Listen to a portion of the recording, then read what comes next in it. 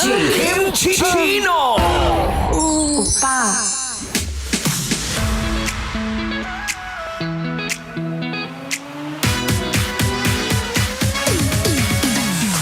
At ako'y nagbabalik. Nagbabalik na po ang Spicy Opa nyo na fresh sa live ko kanina sa FB at TikTok ng 90.7 Love Radio Manila. Nagbabalik na po DJ Kim Chino at ikaw na nanonood ngayon dyan sa live namin sa YouTube Live. YouTube Live, oo.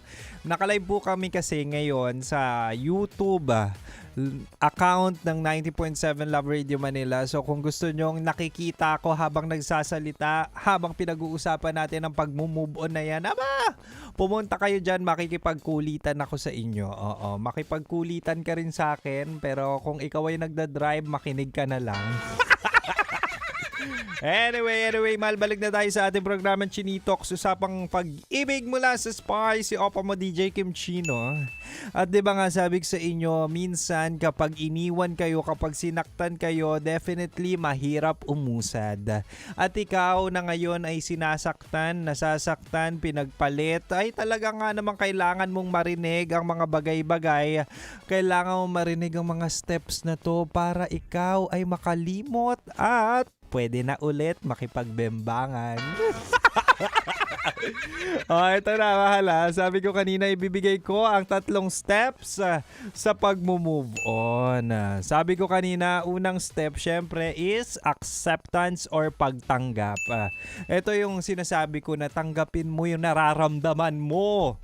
Kung iniwan ka, kung sinaktan ka, kung pinagpalit ka, tanggapin mo. Kung malungkot ka, tanggapin mo. Kung gusto mo umiyak, tanggapin mo kung galit ka. 'Di ba? Minsan kasi kaka-deny nyo sa sarili nyo na nasasaktan kayo, kaka-deny nyo na ay strong ako, hindi ako iiyak. Ayan, ang ending, naiiwan kayo kung saan kayo iniwan. 'Di ba? Hindi kayo umuusad, hindi nakakausad yung paglandi nyo. 'Di ba? Minsan ang pagharap sa emosyon talaga ay bahagi yan ng healing. Ganda nun Talaga nga namang quotable quotes yan ni Kim Chino. Okay, Tamal, pangalawang step para mag-move on, of course, ayan na, nandyan na tayo sa acceptance. That would be the time na kailangan mo naman ngayon ng space, 'di ba? I-distansya mo yung sarili mo dun sa taong nanakit sa'yo. I-distansya mo yung feelings mo dun sa taong nang iwan sa'yo. Anong ginagawa natin minsan? May sugat ka na nga, 'di ba? May sugat ka na nga, lalagyan mo pa ng asin. Ano ibig sabihin nun? Sinaktan ka na nga nung tao, alam mo na ngang may iba, alam mo na ngang masaya siya sa iba, i-stalk mo pa ngayon, tapos accidentally, malalike mo pa. Di ba? Siyempre dyan napapasok yung wag mo na i-chat, wag mo nang i-stalk, wag mo nang i-search, wag mo nang titignan yung stories nung taong nanakit sa'yo para hindi ka na masaktan at para maghilom yang sugat mo. Di ba? Ayan din yung sinasabi ko na kung broken-hearted kayo, kung may problema kayo sa pag-ibig, kung hindi pa kayo nakaka-move on, i-block nyo na yung ex nyo. Ano pang gagawin? Huwag nyo i-chat. Huwag na kayo makipaghabulan. Pwede nga, kaya minsan or karamihan, ako I do have set of friends or may mga kakilala ko sa social media na minsan nang iniwan, minsan nang sinaktan, pinagpalit, tapos nag-deactivate. Diba? May mga tropa tayong ganyan. Shoutout natin yung mga tropa natin kapag nabo-broken hearted, nagde-deactivate. Nagugulat ka na lang, user not found. Magugulat ka na lang, puting silhouette. Ibig sabihin, nag-deactivate. Diba? Nagde-deactivate kapag nasasaktan, and it's okay. You should practice that, 'di ba? Minsan yung spacing out or zoning out to the person who hurt you. That's okay. Okay? Pwede ka rin naman mag-social media detox. Tama na yung scroll kasi usually kakagaling mo lang or nasa relasyon ka, 'di ba? For several years, several times, 'di ba? Definitely, ang algorithm mo, makikita mo, mga magjojowa. So, might as well, mag-deact na lang kayo or mag-social media detox para hindi na bumalik ang sugat. Di na bumalik yung mga memories. Di ba? Totoo naman. Anyway, mahala. That's it for our second step. Huwag kayong mag-alala, meron pa akong isa. At sa mga nagtatanong dyan, kami po ay naka-live na sa YouTube ng 90.7 Love Radio Manila. Kaya pwede na kayong makipagkulitan sa akin. At pwede na nating basahin ang mga sagot nyo kung paano kayo nagmo-move on. Kaya mahal. Dito sa radyo, balik na muna tayo sa Rakrakan Music. At syempre dito ka lang. Dito ka lang sa 90.7 Love Radio. Kailangan pa bang i-memorize yan? Basic.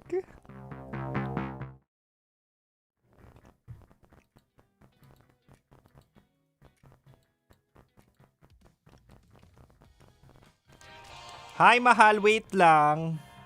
Maghintay kayo dyan. Meron lang akong aasikasuhin.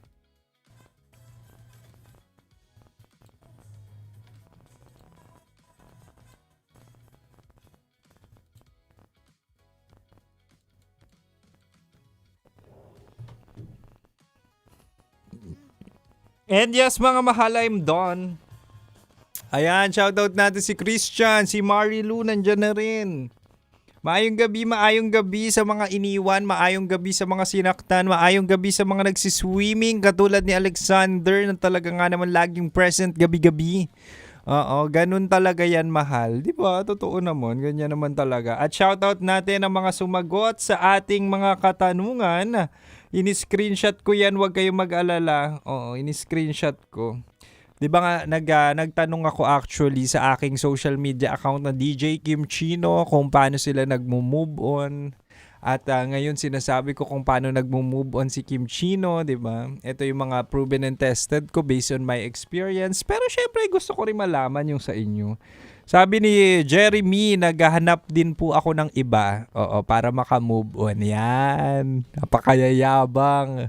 Ginagawang pag-move on ang paglandi ulit.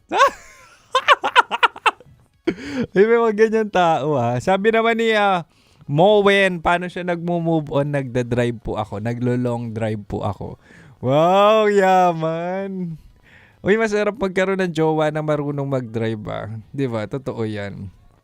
Yung mga taong kapag stress, gusto mag-drive, long drive. Yung mga katropa mong ganyan, may mga pagkakataon din talaga.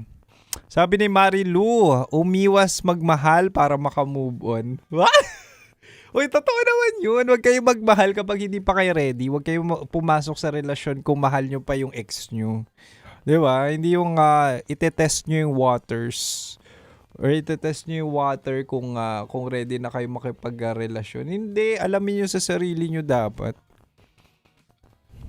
Ano pa? Ito naman sabi ni Mary Ann Ashley. Para maka-move on, delete lahat ng contact, pictures, lahat. Delete, pati siya na rin, i-delete kay Lord. Diba?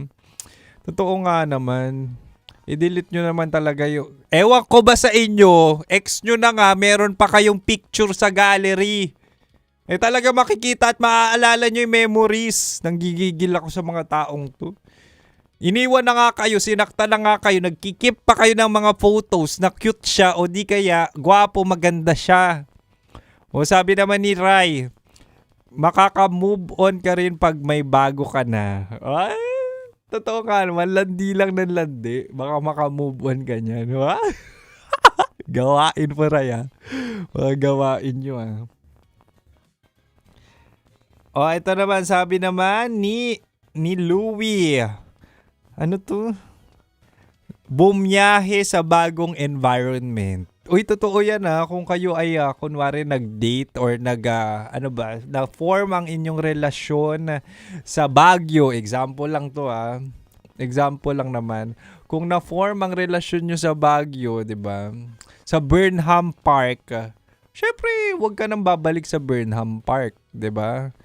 O kaya mag-coffee shop ka, hindi na sa Baguio, sa La Union naman. O marami ka rin makikita dyang scenery. Marami ka rin makikilala. Sabi naman dito ni Jellica. Sabi ni Jellica, para maka-move on, makinig kay Kim Chino. Tama naman. Tama, no? Tama? Tama naman.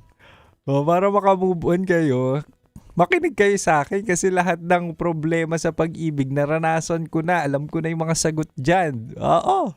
Alam ko na yung mga best practices. Sabi na makakalimutan mo yung mga paborito mong ulam kapag may bago kang natikman na masarap.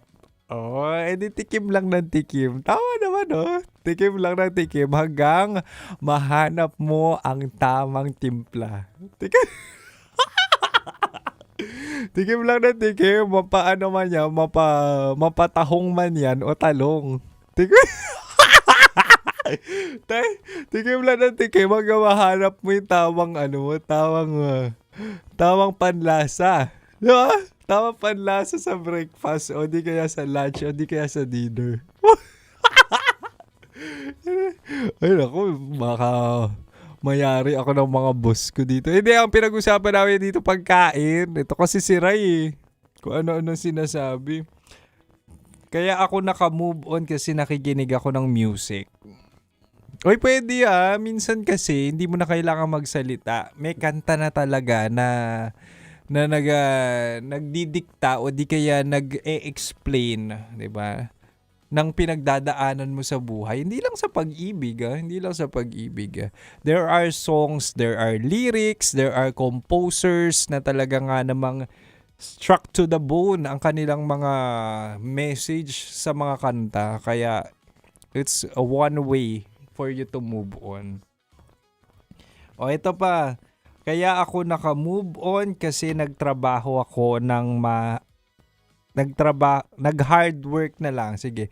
Nagtrabaho raw siya or finocus niya yung oras at attention niya sa trabaho. Uy, tama rin yun Ako I believe na minsan you should make yourself busy. 'Di ba? Aminin nyo, ganito kunwari iniwan kayo, kunwari niloko kayo. Siyempre, ang dami mong maiisip niyan kapag wala kang ginagawa. So kapag busy ka, definitely yung attention mo, yung pagmamahal mo, yung efforts mo, nandun sa trabaho. Minsan nga kaya gumagaling yung mga kaya may mga top performers sa trabaho nila, kaya may best employees sa mga company. Kasi nga single sila. Kasi nga single sila, kasi nga sinaktan sila. So dun sila minsan humuhugot ng inspirasyon. Ganun lang. Refocus, ano ba 'yun? Alat mo yung energy mo sa mga sa mas importanteng bagay para makamove on at makalimutan mo yung taong nanakit sa iyo. Sabi naman ni Angge, magkaroon ng side quest para malibang. Uy, totoo rin to Minsan 'di ba kapag tapos na yung ang ganda yun, tapos na yung kabanata ng pag-iibigan nyo. Wala na, nakipag-break na sa'yo. 'Di ba? Tapos na yung quest. Kasi usually ang quest ay talaga nga naman maging kayo. Quest yun, 'di ba?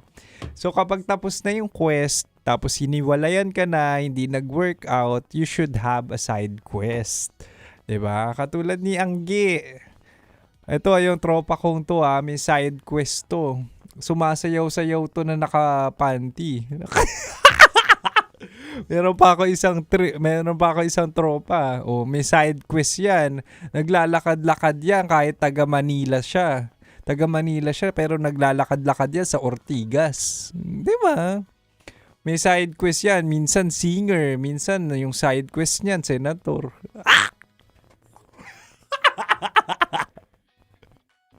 Alam mo, hindi naman siguro nanonood yung tropa ko yun. Pero you should have side quest na talaga ka namang pwede mong pagtuunan ng pansin, pag-investa ng effort, ng energy, di ba? Para hindi mo iniisip yung dati mong relasyon or yung ex mo. Pwede, tama naman.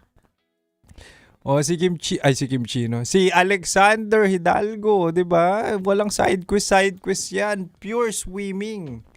Kaya isa 'yan sa mga paborito namin dito sa Love Radio Talagang kung isda lang siya, talagang mamahalin at mamahalin siya ng dagat. Hindi yan lumilipad, hindi yan naglalakad, lagi yang nandyan sa tubig. Ganun ka dapat. Maayong gabi, DJ Kim. Uy, nandiyan si Louie. Hi, Christian. Tama. Oh, di ba? Tama. Basahin pa natin kasi baka magtampo na naman to mga to. Para maka-move on, kumain ng masarap. Kumain ng masarap. Pwede mong spoil yung sarili mo. Di ba? Ano ba? May tinatawag na na stress eating or comfort food, 'di ba? May mga ganun. So kung ano yung cravings mo, kung ano yung gusto mo kainin, kainin mo lang. Kahit tao pa 'yan, tikman mo na. Hindi, para maka-move on, 'di ba? May kanya-kanya tayong coping mechanisms, may kanya-kanya tayong pag-move on ba? 'Di ba? Kung gusto niyo mag-food trip, kung gusto niyo kumain, kung ano man trending ngayon, kainin nyo lang ng kainin. Kaya nga kayo nagtatrabaho eh. Nasa ibang live ata ako. Hindi tama. Huwag na magmahal dahil mahirap mag-move on. Sabi ni Marilu. Uy, hindi ka pwedeng hindi magmahal. Kailangan mo magmahal. Para at least, di ba? Kaya ka nga nasa Love Radio. Umaga, tanghali siya lang talaga, sabi ni Louie. Uy, shoutout natin yung shoutout natin yung mga nagko-comments and at the same time, yung mga nag-message kay Kim Chino para sagutin. Sabi naman dito ni Sally, maganda to. Para maka-move on, magdasal. Di ba? Para sa mga dyan, religious. Minsan hindi mo naman din alam yung sagot eh. Minsan hindi mo alam yung tamang gawin. Minsan puro galit yung nararamdaman mo. Pero ipinapasa Diyos mo na lang o di kaya pinagdarasal mo. Di ba? May kanya-kanya man tayo or iba't ibang religions. Di ba? Pero at the end of the day, minsan totoo no? Ipagdarasal mo na lang. Pagpasa Diyos mo na lang kung ano yung ginawa sa'yo ng tao. Para maka-move on. Kung dyan naman gagaan yung loob mo, why not? Diba? Go nyo lang. Mamahalin na lang kita, mahal, para makamove on ako. Tama yan. Diba nga, ang tawag ko sa inyo mahal. Marami man kayong mahal ko. Ang mahalaga dito, pantay-pantay ang tingin ko sa inyo. Oh? Nakikinig ka man sa radyo, o sa radyo mo man lang ako napapakinggan, mahal ko kayo. Pantay-pantay yan, wag kayong magsiselo sa isa't isa. Walang mag-move on siya pa rin, sabi ni Louie. Naku po, Louie, ewan ko ba sa'yo? Tapos na ako mag-move on, Kim Chino, kasi sa'yo ako nakatuon. Wow! Diba? Sabi ko sa inyo, kung gusto nyo mag-move on, ako na lang. Patay na patay ako sa'yo. Naku po. Hanggang ano oras tayo, Boy D? Boy D, hanggang ano oras? 50. Pwede pa. Actually, meron ditong sagot ng pag-move on. Kaso, ito yung pangatlo ko. Hindi ko na sasabihin. Ito yung pangatlong step ko ng pag-move on. May spoil ko kayo. Ano pa yun 8:25 ko pa sasabihin yun Skip tayo dito sa sagot niya. Para maka-move on, mag-family bonding. Family bonding, pwede naman. 'Di ba? Kasi minsan wala ka namang ibang choice. Malayo yung kaibigan mo, hindi available yung kaibigan mo. Nandiyan yung pamilya mo.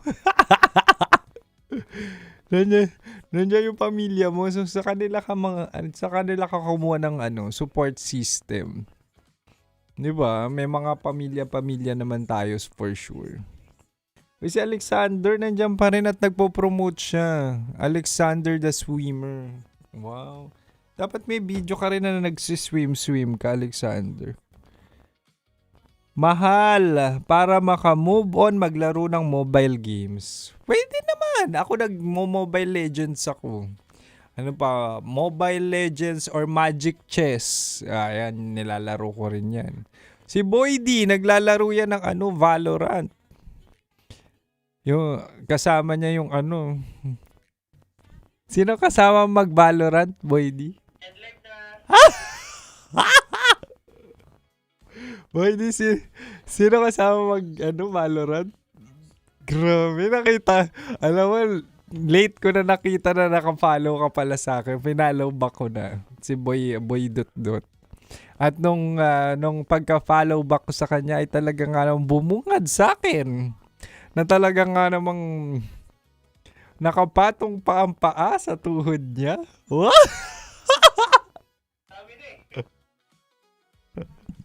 Pero, meron pa nalalaman na subo-subo na ganun.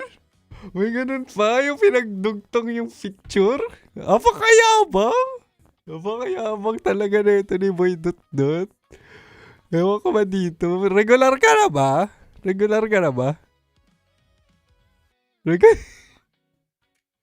Boy, di regular ka na ba? Hindi pa, pero lumandi na. Sana all. Nauna pa ang love life kaysa regularization. Samantala si Kim Chino nag-regular nag-isang taon na lahat-lahat. Wala man lang naging jowa. Ewan ko ba, hirap talaga dito. Daig pa ako ni Dot Dot. Sabi naman dito, alas na to Self-discipline para maka-move on. Tapos nakikinig ako sa Love Radio time slot mo. Sabi ni Bautista Joff Bautista. Ganun daw. 'Di ba? Self-discipline tapos delete na mga pictures, delete na mga memories para maka-move on. Basic na basic, tama nga naman. 'Di ba? Tapos makikinig kayo ng 6 to 9 PM ni Kim Chino. Panis. 'Di ba? Ganun lang kasimple. Ito pa, last na. Para maka-move on, Kim Chino, mag-mall shopping. Pwede naman retail therapy ang tawag dun. May mga pagkakataon talaga na kailangan mong i-spoil yung sarili mo, lumabas sa comfort zone mo, lumabas sa bahay para malibang. And it's okay kung mag-isa lang kayo. Uso ngayon yung mga table for one, di ba? Wala naman kasi mag-aalaga sa'yo, walang mangi-spoil, walang makikipag-date sa'yo kasi nga single ka, iniwan ka. So, sarili mo na lang din ang magmamahal sa'yo. Kaya, okay lang yan. Tama naman, di ba? Anyway, maraming salamat, mahal. Maraming salamat sa mga pumunta sa ating live. Maraming salamat sa mga nakisali, nakisawsaw, nakicomment sa pag-move on or steps para maka-move on. Talaga nga naman looking forward ako sa more topics natin and at the same time to hear your stories sa Usapang Love. Anyway, mahal, hanggang 9 PM pa naman ako. I'm on air sa 90.7 Love Radio Manila but here sa live natin, magbababay na muna ako. Maraming salamat, mahal, and bye-bye. Thank you very much. Bye-bye. Metro's #1 Love Radio. Basic!